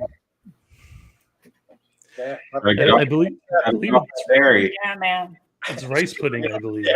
You got, Yeah, rice you're pudding. way outnumbered by the vegans right now on this screen. Yeah, really, that's true. Is the monkey vegan? Yes. Yeah. Okay. Just making sure. Aren't all monkeys? Not really. Some monkeys are jerks. Yeah. Some monkeys Are are there just- carnivore monkeys? Gorillas might eat meat if they have to. No, Ooh. like those little monkeys that sit on your shoulder. They puke worms on you all day, so they eat worms. Oh, okay. you know, for protein. So I guess they don't like eat, you know, beef because that would be bizarre. Seeing a monkey take down a cow, but I'd pay to see that. Even though I'm a vegan, and I'd pay to see that because.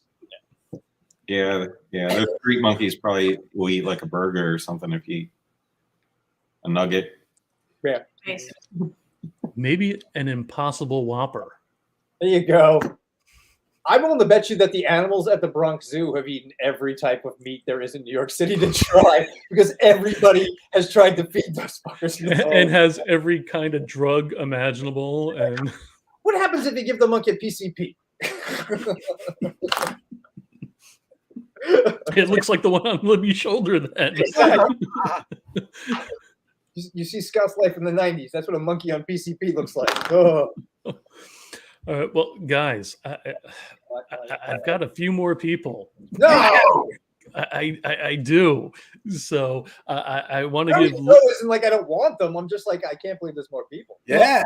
Well, definitely. But I want to give Libby and Matt an opportunity to plug their flicks and where they are right now, please. Darkness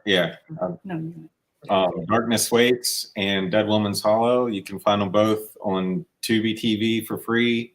They're actually on most of the streaming platforms everywhere. Yeah. Tubi is really great for filmmakers. Yeah. And thank you, Film Hub, sponsor of this show, for helping us get in 65 countries as of today. Amazing. Wow. Nice. Excellent. Out there, if we can just get people to click on it now. Just click on it. Yeah. Everyone go watch Darkness Waits right after this, all right? I mean, immediately after this.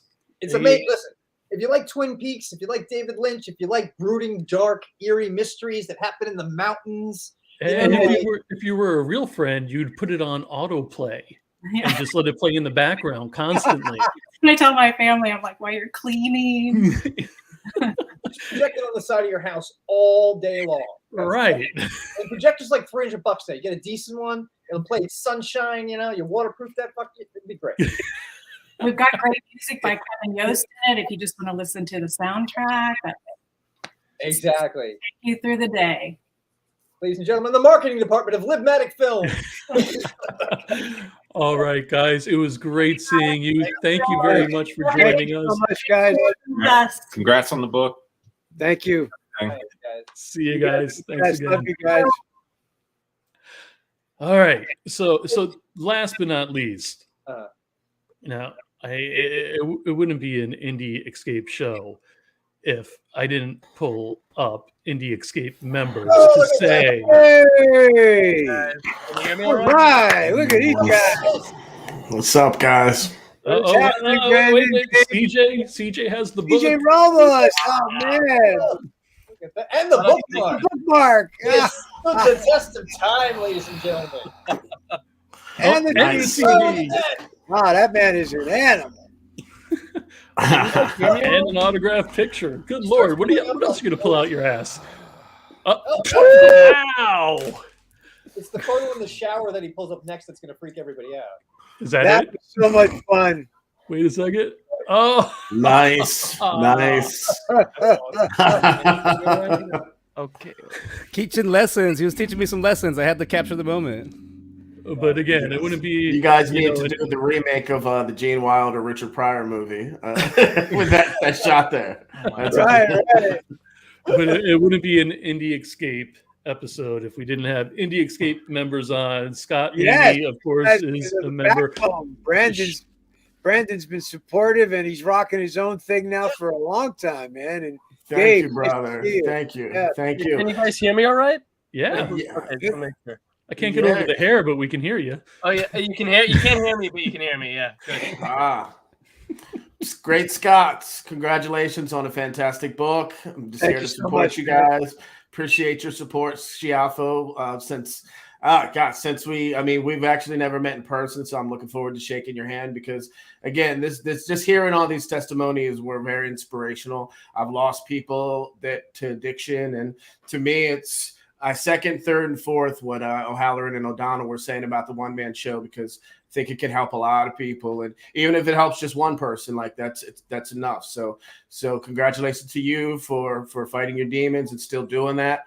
16 years sober, and keep doing it, keep kicking ass, and you're a fantastic actor, but you're even more fantastic human being. So, and Meaney, you are just, I can't wait to see what you do more with Afterlife, and again, to meet you as well. Like, this is a family we're building here with the Escape, and yeah, I'm just honored to be on this thing with all of you gentlemen on the screen. So congratulations to 10 years, and keep it rocking, guys.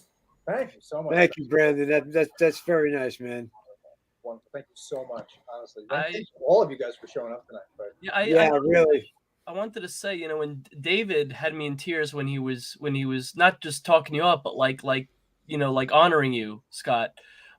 He, like, when it comes to people on, you know, like really paying true tribute to their friends and people they admire, it's just I love seeing that. And you know, when you're talking about hopelessness, can I tell you something? One of the things I fear worse than death is hopelessness. And I deal with anxiety, I deal with depression, and that's why I'm dying to get a copy. Not dying, poor choice of words. I would love to get a copy of your book, and probably I get one before I see you, and then when I get to see you, I'll get one signed. But like, I'm gonna read the shit out of that, part of my Tourette's or lack thereof. I you know, I had a friend who committed suicide this past Thursday. So I'm so sorry. He was no longer on drugs, but he dealt with a lot of depression and anxiety. So any story of strength and coming back always lifts me up. So it's I don't want to cry on here, but that's why I really want to get the book. And you know, I look up to you, Scott, and I didn't even know that story of you until you talked about it on here. So thanks, Dave. I'm really looking forward to meeting you and actually getting to have a real talk with you one of these days. I'm probably going to grant in March, but I'd love to see the rest of you some point real soon. So very sorry to hear about your friend. I've had folks in my life similar. Suicide is the most heartbreaking thing. We all end up feeling like maybe there was something we could have done, and that's not ever true. Maybe it is occasionally, but everybody immediately wonders, what could I have done differently? And it's the most heartbreaking thing going. The individual that introduced me to the partner, my lifelong partner, the woman I love dearly, that person took their own life, and it always brings me to tears because he can't see how happy her and I are together now. He knows. I think. Yeah, you're right. You're right. It's a horrible thing, and I'm sorry for that, Gabe. So listen, I when I quote Mel Brooks, I say this in without comedy. I say this: hope for the best, expect the worst. But I always try to skew more towards hoping for the best. Even, can I tell you something? People say anticipate the worst, but even anticipation almost gives it like, oh, you're looking forward to it, but you're not. It's not like looking forward to it. You're prepared. It's almost like prepare for the worst. But don't don't expect it. You know, don't even anticipate it. Just prepare for it. And, you know, it's like, you know, anticipate could go different ways. But anybody who takes their pain and transforms, like, I love music. Music helps me with my pain. My love of cinema, like a lot of people who are in the arts, they deal with a lot of pain. They transform their pain into music or movies, cinema, storytelling, humor. And that's why I love this field. And I love meeting and working with people in this field. And that's why it's not the thing that first drew me to this field, but it's why I'm stuck. Like Scott, you said, like when you saw that film that said, Scott Meany, you said, I could make a film like this. Like, you know what? Like, you know, we are our own worst weapon against ourselves in terms of doubt. But like, whether it be just in success in life, or, you know, progressing, or just in, you know, getting out of our own pit of squalor that we or hell that we're stuck in. And what was it? Neil Gaiman said, hell isn't a place we go to. It's something we carry around with us. And it's not losing that hell. It's gaining control over it. It's getting power. It's not letting it weigh you down. You're always going to have it. It's just a matter of not allowing it to suck you in. And I is your book's on Amazon, Scott, right? Correct. And it's also on my website, where portions of the money go to the Angels of Animal charity. And you But can get it I think personalized. we'll then. connect. We'll talk, you and I. Yeah, Sure. for sure. Because anything, I love when things go to charity. Like that's like I love. Listen, I love Amazon. Don't get me wrong, but if donations can go to charity, that's prefer that. Anyway, I'm sorry. I didn't want to take up the. Oh, hey, wonderful. Thank you so much. I mean, honestly. CJ, well, you've been quiet. My That's cardiologist, a rarity for you. My cardiologist was the same thing, and it scared me when I had my heart problems. But he said, "Hope for the best, but prepare for the worst." And when I first heard that, I was, but that is a very astute thing if you take it the right way. Yeah, like you said, like Scott said about your Meaney said about your book, like if you have like when you're viewing it through like the context, when you're listening to it, it could be morbid and depressing, but you have it in the context that it should be, you don't see it that way. So that is very relevant to what you're saying right now. It's having the context and the words you're receiving. And I know CJ personally pretty well at this point. CJ has battled a lot of his demons, and he's channeled it all into a positive place as well. Yeah. Thank you, Scott. Yeah. Sorry. Yeah. Getting to meet you. Oh man, that story to me, eventually it's gonna come out. I got lucky. I got to go to Rhode Island. I got to meet Scott Schiaffo. And then prior to that, I've got to hang out with Scott Meany just with some conversations and him helping me understand more or less my mental health. And I mean, I have a show, My Manic Mondays, on movies and mental health, and I'm still figuring it out. But one thing I heard right now, Scott Meany say that I was like, when he's talking about everybody, he's like, we don't give up. And I think that's like a good thing that I like to see on everybody here. We don't give up. It's like telling people that I went to a bar. I grew up by a bar that was like 15 years old, going and drinking. To me, I didn't think anything of it because I was in Mexico. But coming into the States and telling people these stories, to them, they're like, "What?" I'm like, "Oh, I'm sorry. I didn't know you didn't do that either. You know, I didn't know you had these addictions. These are just my problems." And then it's always a great thing to have, like, I like to call it like a beacon, something in the dark. When you've gone a very long time, I've gone what I'm gonna be 38 next month. I was 26 the last time I hit any like real hard drugs, and I've gone this long. And it was this. I didn't meet Scott till last year. It took me all this time to just go through it, and it feels very like you are alone. It does feel like you're by yourself, and it feels like as time goes and everybody's doing something different, and everybody kind of have these group things, and you're just in your own world. You would like to have somebody that can help you there, like at least you can see like, all right, that person made it, or this person makes it, or so. And as I was getting older, I couldn't really find anybody, and then I met the Scotts, and I was like, oh, I can do this. Like they live with this. I live with this. There's no excuse. You know, it's like as hard as you want to beat yourself up, it's not going to get you any worse. What you learn from yourself, and you learn to move forward. And when I met Scott, I couldn't help it. I'm going to say it, Scott. I couldn't help it because even Marilynn was there. She was right next to him. I saw him, and I don't know what happened, but I just teared up, and I couldn't hold it. Like it's just like a rush. Like I was like, all right, what the hell's going on with me? I can't hold this. I'm an actor. I'm supposed to be a character. Why am I breaking? And then Scott just came around, and to me, I thought he'd be like, kind of like, oh, it's kind of weird. And he just took me in. Hey, come here, man. Take it. It's okay. And I was like, oh, great. And the cool thing was Marilynn kind of saw me still, and she came and gave me a huge hug. And I was like, oh, this is awesome. Like, these people understand, and they're here for you. And it's like, it's something I could have never thought. I met Scott a year ago on a video conference, and he's brought me into this world to meet everyone else. And to me, it's just like, whoa, like, I didn't know it was going to be like this. I didn't know that we're going to have each other's back. I didn't know we were going to be in this like group of helping each other, support each other. If I have a question, I'm like literally a message away, and these people come, my compadres come, and they're like, hey, what's going on? What do you need? It's like, it's one of the most, like, especially from like what happened to like everybody in 2020. And now, like, I just never thought I'd have an outlet. I didn't think I was going to be able to find people. And now we have this in the escape that it's like right there. It's like, oh, awesome. You know, and then when Scott, I got to help Scott a little bit on his movie, and when he messaged me the video, I'm watching it through, and then there's a part where Scott Schiaffo comes out, and right away I was like, I'm working on, and I couldn't even get past. I remember you even said that to me in a meeting. It's like I just you just worked on doing the graphics for a scene that Scott Schiaffo was in, and you just kind of all kind of surreal and meta, because like you said, like a year ago. Right? Like, yeah. That's great. Yeah, but that's just what it is. And you know, it's him being a good person. Everyone just, you know, like, I mean, Joe Ridgely, first of all, again, one of these amazing, brilliant people, all from the ether of the internet that, you know, when we all find each other, you know, like sort of finds a way to sort of put it all together in this brilliant. Joe was our matchmaker in a sense, I guess you could say. Yeah, it's very true. It's very true. You were the Charlie to our angels.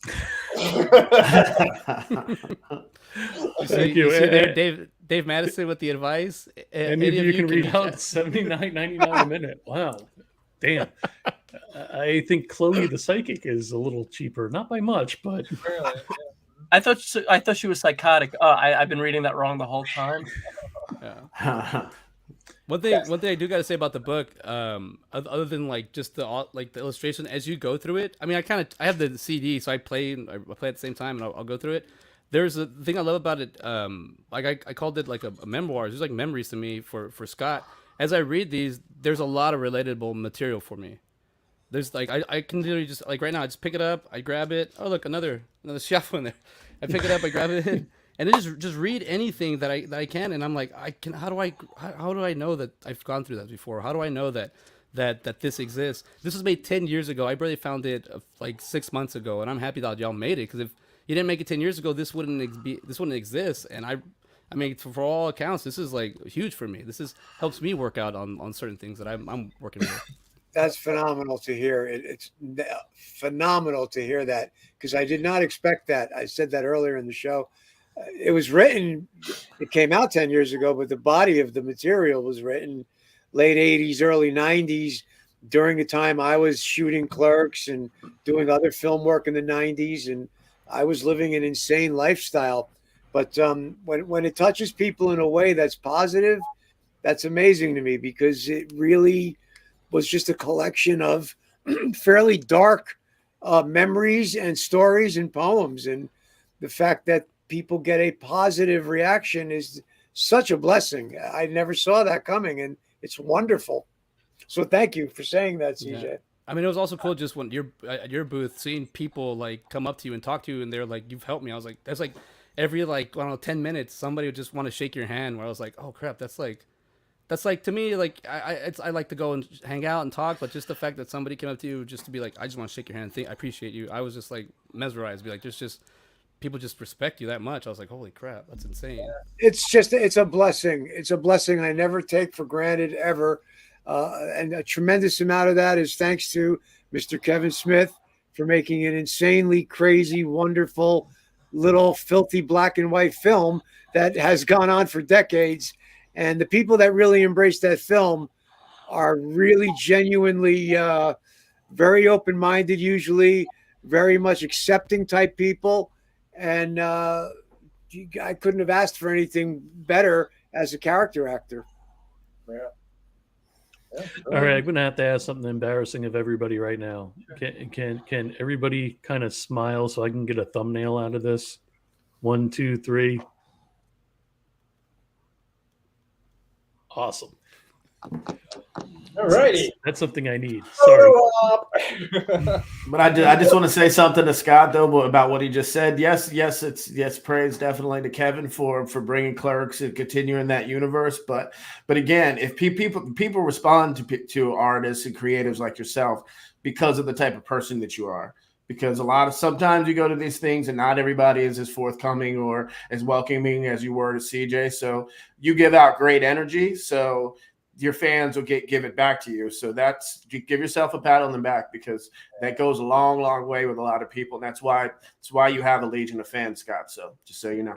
Yeah. Well, thank you very much, Brandon. That's a very nice thing to say. And I just am so filled with gratitude that I couldn't imagine behaving in any other type of way. I just feel like it was all a gift. Can I just say, I make a joke that Stroke Fest and all this other stuff. But like, you don't understand, it's like he's not. I mean, there's so much humility in Scott when, let's put it this way, he doesn't even take credit for his own recovery completely. Like he doesn't find like he does, but he doesn't even. It's not even a concern. I don't even think because it's just he's gotten through it. But you know, he offers a lot to faith or luck or this or that, or, you know, and in the end, he always removes himself from the equation of being the strong motherfucker in the human suit the entire time, you know?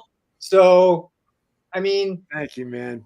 that's the humility involved. And like, you know, you just feel that off of this guy, you know? And, you know, so as much as it's, you know, I make that joke about this. I mean, the reason why I even wanted to do this, and the reason, it's just that, like, I've heard so many nice stories about people reading this book. You know, there's so many great people that were around. I mean, there's just everything about this one thing that I was lucky enough to be a part of. All of it's positive, you know, and all of it's built from negativity, you know. So I don't know. Just thank you so much, guys. Like, it's just, you know, surreal, you know, like. You guys did a good thing. You guys did a good thing for the mental health of a lot of people. And just so you know, like, we'll make that if we make that a one-man show happen, you know, you have your Indie Escape family that's going to be on the front row cheering you on. So thank you, man. That's really nice. That's really pretty amazing. Oh, and never stop transform. Yeah, I just want to say, never stop transforming your pain, whether it be past, present, or past or present, or hopefully not future, into gifts or blessings for not just yourself but others. You know, that's what I spend so much of my life trying to do. So anybody who does that is a hero to me. And Mr. Meaney, those friggin' illustrations to the words were, that video was, yeah, that was outstanding. Outstanding. Absolutely. Thank you. All right, gentlemen from the Indie Escape. Well, we're all Indie Escape members, but the crew on the bottom row, I am going to dip you guys out. I appreciate every one of you joining us this evening and supporting Mr. Schiaffo. I think that literally dip. Okay. Okay. I was like, what the hell is that kid doing? You can never tell with him. But good night, guys. We really do appreciate you popping on. We'll see you next time. Thanks, guys. Congratulations, great Scots. Thank you so much, man. Both of you guys, what an amazing episode here. Yeah. Wow. I'm pretty impressed that I mean, oh my God. Because, you know, I get up this morning, we're just doing this thing where me and Schiaffo are going to kind of shoot the shit about this project. And, you know, you had dug in, I think, last night or the day before, like, I have some guests that want to pop on. So I'm like, yeah, you know, whatever. And you brought like everybody in, and it was just, so thanks for that, man. You know, I mean, just my really pleasure. give this show a little bit more life than these two schmucks.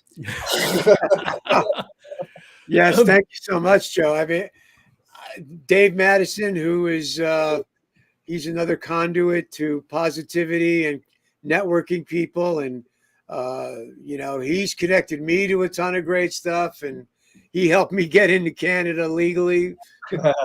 So I love that guy, but I never expected the onslaught of folks that came on tonight. Wow. Yeah, that's the thing. Yeah, it was a parade of the best. I mean, like, we had some great. I mean, and like I said, just that anybody who's watching that was literally a parade of amazingly kind, great people. You know, like, whatever you know about them, you know, from movies, films, that's fine. But underneath all that, man, like, those are the people that, like, you know, I don't know, they're just good people.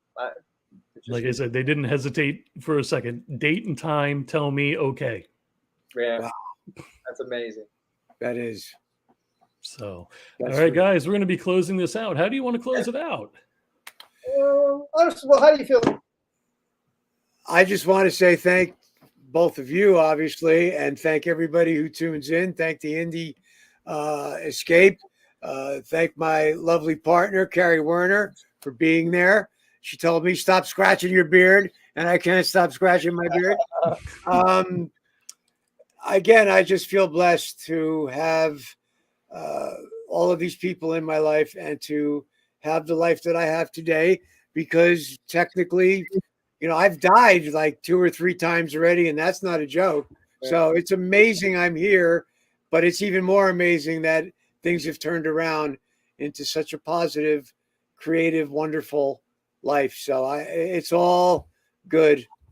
And please tell please tell us where we can find the book again, and where we can find you on your socials and your upcoming projects. Wow. Well, you got me on Facebook, all at Scott Schiaffo on Facebook, Scott Schiaffo, Twitter, which I'm terrible with Twitter. I Yes, oh my. apologize. I'm not a very good Twitter guy, but I'm pretty active on Instagram. Same thing, Scott Schiaffo. Amazon has the book.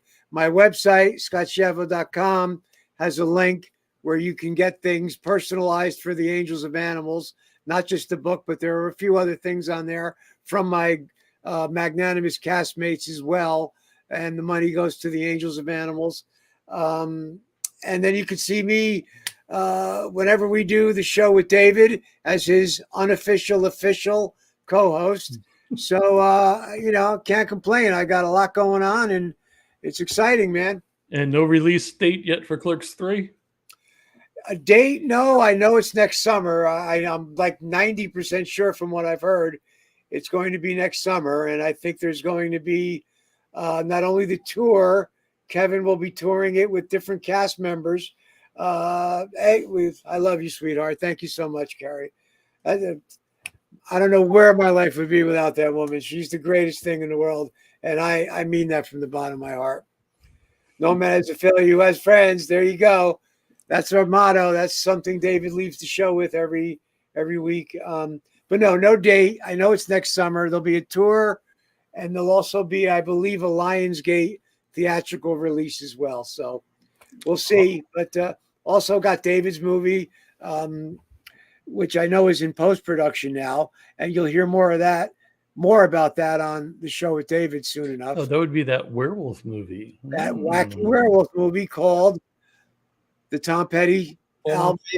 Full Moon Fever. Fever. Wow, like people are just bam, bam, bam, Full Moon Fever. True that. All right, Mr. Meaney, you're on the spot. All right.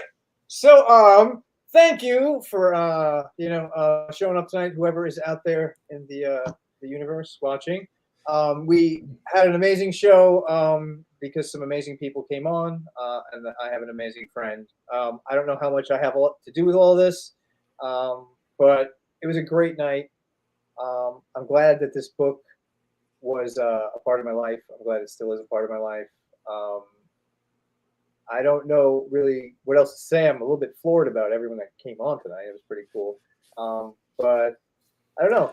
Most of the time, what you're going to see in this slot from now on is we're doing a show called Afterlive tonight with puppets that's based off of a film that I just made, or a holiday special called The Happy Horror Holiday Spectacular Spectacular. Two of the characters are spinning off into a weekly talk show that's going to happen here that's live with a story in it and stuff like that. But, with COVID and snow we got hit with, we got production kind of shifted back.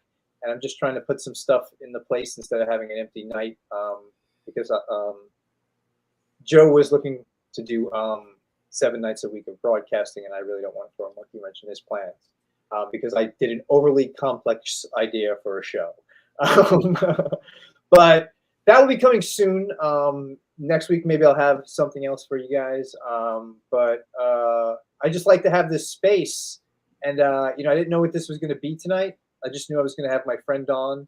And I think that this is the philosophy of the moment. I think it's the philosophy of at least my life, which is you just sort of do the work and life happens around it when it comes to art. It's not really the other way around, the way most people live their life. And, I just always leaned into jobs, not about the money. I've always been sort of more towards the person. And it's paid off pretty well. I am not rich by any means, but with friends, I'm pretty rich. All right. What about Art of Scott Meany? Where can we find that? And that is just basically AOSM on Facebook, and you can just find Scott Meany. I have like 2 things. I really don't do much social media, and I think it's AOS. I think it's the Art of Scott Meany on Instagram. Maybe it's just Art of Scott Meany on Instagram. Which is if you want to follow the actual artwork. But AOSM is it's a bunch of different mediums, but that's what I guess I'm most known for. But Facebook, Instagram, and that's it really. Yeah, that's it. All right, Mr. Schiaffo, we have a request that some great Uncle Scott music to close the show. I am going to bring the banner up. If you could play a few chords, and then I will end it. And again, thank you everybody for joining tonight. And don't forget to subscribe and like to the Indie Escape Facebook page and YouTube channel. And Uncle Scott is going to bring us out.